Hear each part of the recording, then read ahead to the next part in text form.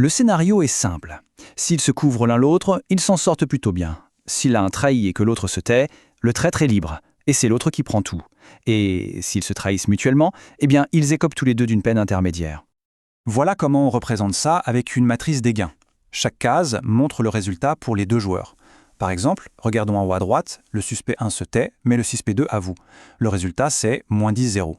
Ça veut dire 10 ans de prison pour le premier et la liberté pour le second. L'objectif de chacun, bien sûr, c'est d'avoir la peine la plus courte possible, donc le chiffre le moins négatif. Alors mettons-nous dans la tête du suspect 1. Il se dit « Ok, première hypothèse, mon complice se tait. Ma meilleure option, c'est de le trahir pour être libre. 0 ans, c'est quand même mieux qu'un non. Deuxième hypothèse, mon complice m'a trahi. Là aussi, ma meilleure option, c'est de trahir pour prendre 5 ans au lieu de 10. On voit le piège? Quoi que fasse l'autre, son intérêt personnel lui crie de parler.